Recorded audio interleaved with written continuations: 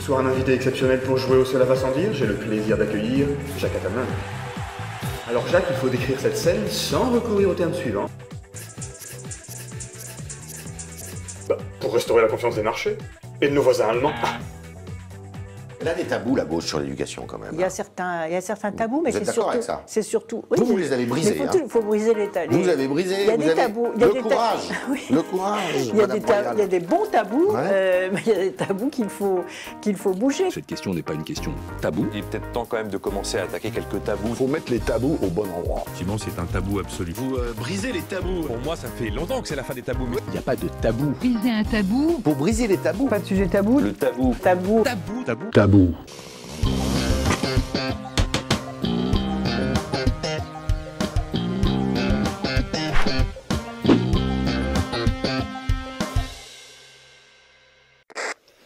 Bon, une brève surprise de mon équipe me contraint à filmer avec les moyens du bord. Il va falloir se montrer convaincant pour pouvoir regagner l'atelier. Et ça tombe bien parce qu'on va justement traiter d'une catégorie de tabous dont on ne cesse de parler dans les médias, les tabous économiques et sociaux. Vous savez, c'est ce qui permet de fustiger des groupes qui, par leur emploi, leur statut ou le type d'allocation qu'ils perçoivent, sont décrits comme croulant sous les privilèges. Le tabou de l'indemnisation du chômage doit être levé. Alors de quoi parlons-nous? Eh bien de droits, comme les régimes spéciaux des anciennes entreprises publiques, le statut de la fonction publique, ou le système de protection sociale par socialisation du financement. Pour certains, il s'agit là de progrès sociaux qu'il faudrait étendre. Pour d'autres, il n'y a là qu'avantages indus qu'il conviendrait de supprimer. Pas de tabou en effet, pour arriver à 50 milliards, il faut taper à toutes les portes.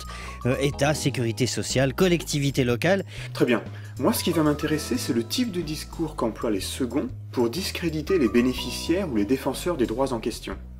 Et ce discours se déploie dans au moins 4 directions, utilisant à chaque fois un vocabulaire bien spécifique. Bon, d'abord, cette rhétorique de la ringardisation. On connaît tous ce refrain asséné dès le petit-déj par les experts, les éditorialistes, tous lancés dans une croisade contre l'archaïsme corporatiste, retranchés dans les citadelles du conservatisme syndical. Pour être une guerrière, eh bien, il faut savoir briser les tabous, notamment dans l'éducation nationale. Sans des réformes du marché du travail, je sais bien que c'est un tabou. Vous êtes plutôt classé à gauche, mais vous dites qu'il faut briser les tabous de la gauche sur le SMIC, la TVA ou encore la dépense publique. Je sais pas si c'est la peine d'argumenter, mais on voit mal en quoi défendre un progrès social, c'est être ringard. À moins qu'ils parviennent à nous montrer que la sécurité sociale est une profonde régression. Alors, il y a aussi un autre tabou, c'est notre système de santé. On en est très fiers, mais il coûte très cher, la Sécu est dans le rouge. Ensuite, le champ lexical de la lourdeur, de la lenteur, pour installer dans les esprits l'idée que le droit du travail ou les prestations de la sécurité sociale sont des boulets pour l'économie. Il y a beaucoup de blocages, il y a des problèmes pour faire grandir les entreprises. Donc il faut baisser les charges, ça vous le dites Pierre Moscovici. Je dis que ce n'est pas un problème tabou. Les charges pèsent sur la compétitivité. Le SMIC, un frein à l'embauche. Le droit du travail, un poids pour l'innovation. Il y a trop de tabous, il y a trop de débats interdits, il faut absolument ouvrir les choses. Je trouve que vraiment le principe de précaution et ses déclinaisons, tout ça pour des PME qui ont besoin d'innover, c'est pas très sain. Et puis alors là, il y a la grande question de tabou, alors moi j'ai pas de tabou donc ça tombe bien, du droit du travail, bien évidemment, qui est un frein majeur. Ça c'est le code du travail suisse, 4% de chômage. Et ça, c'est le code du travail français. Voilà. 3000 On va éviter pages. les applaudissements, s'il vous plaît. Il n'y a pas de code du travail suisse. Le droit du travail suisse est régi par un ensemble de textes non rassemblés en un code. Le second livre est une édition considérablement augmentée du code du travail français, augmentée de commentaires, d'annotations et de textes de jurisprudence destinés à faciliter sa compréhension. En outre, le code du travail ne contient pas que des dispositions favorables à l'employé. Parce que c'est pas non plus une émission de divertissement. Non, dans le monde d'aujourd'hui, on peut plus se le permettre. Évidemment, on prend jamais le temps d'expliquer que si notre économie est aussi forte, c'est peut-être aussi en raison de ce haut niveau de développement du système social. Bon, je peux retourner sur mon canapé maintenant, parce que là, il y en a marre de prendre les internautes en otage. Le champ lexical du tabou, de l'interdit, de la censure, qui permet de faire croire que la bouillie vaguement libérale que l'on nous sert à longueur de journée est un message médiatiquement minoritaire. Le SMIC est-il un tabou éternel en France? En tout cas, oui, c'est un tabou, hein. C'est un fétiche, un totem, le SMIC, il n'y a aucun problème. On fait ainsi comme si la parole des syndicalistes, des ouvriers ou des profs saturait l'espace médiatique, couvrant les fluettes voix des Attali, Barbier, Geoffrin, Duhamel ou Calvi. Ou elle dit tout haut ce que tout le monde pense depuis longtemps, c'est-à-dire qu'il faut arrêter quand même cette inflation du nombre de fonctionnaires. Alors surtout que là, il s'agit de l'éducation nationale. Le totem absolu, le symbole est une cause qui en général est inattaquable. Mais ce faisant, on disqualifie a priori les défenseurs de ces droits en les présentant comme hostiles à toute discussion, car perclus de tabous et cramponnés à leurs privilèges corporatistes. Mais il faudrait surtout une grande réforme de notre secteur public. Or là, pour le coup, on toucherait un vrai tabou. Enfin, pour finir, le champ lexical de la justice et de l'égalité. Regardez celui-ci, il part à la retraite avant vous.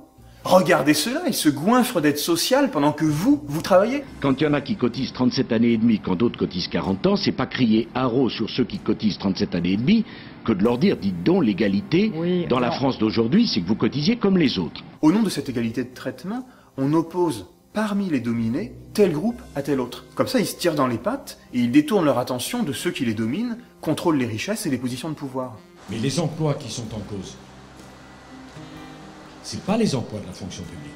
Et mon devoir de chef de l'État, c'est d'abord de penser aux ouvriers, aux salariés et aux cadres, plus que de penser à ceux qui ont un travail difficile, mais qui ont un statut qui les protège.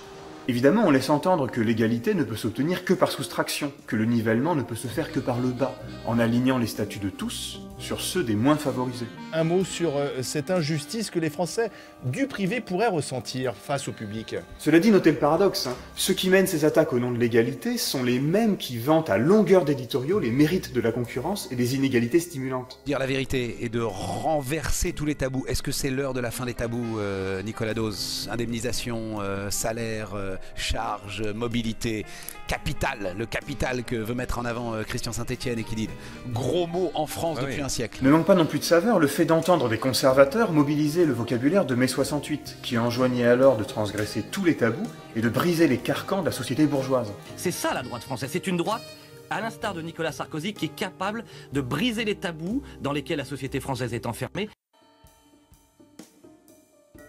La stratégie rhétorique du briseur de tabous consiste donc à systématiquement dénigrer par le lexique de nombreuses avancées sociales.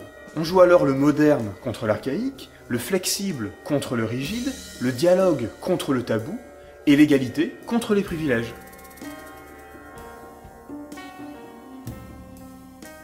Alors nommons les choses correctement. On n'a pas affaire à des tabous, mais à des gens qui défendent leurs droits, qui opposent une résistance. Et au fond, pourquoi défendre tous ces droits, comme le statut de fonctionnaire ou les régimes spéciaux, enfin ce qu'il en reste? Ben peut-être pas en tant qu'ils sont un avantage pour certains, mais bien plutôt en tant qu'ils sont souhaitables pour tous, parce qu'ils préfigurent ce que doit être l'avenir. Finalement, le véritable tabou ne se trouve pas dans une impossibilité fantasmée de remettre en cause tel ou tel statut, mais il est bien plutôt à chercher du côté de nos propres blocages mentaux, de notre incapacité à imaginer un monde dans lequel ces statuts sont appliqués à tous. Et c'est précisément cette incapacité mentale que cherchent à entretenir en permanence nos briseurs de tabous. Pour vous, c'est le tabou de la fonction publique qui est en train de tomber. Il y a un effort de pédagogie à faire, mais est-ce que ça veut dire que le sujet est tabou? On a manqué de pédagogie. Il faut maîtriser la dépense publique. Je crois qu'il faut plus d'Europe. Monsieur le présentateur, monsieur le stagirite, vous êtes encore là ?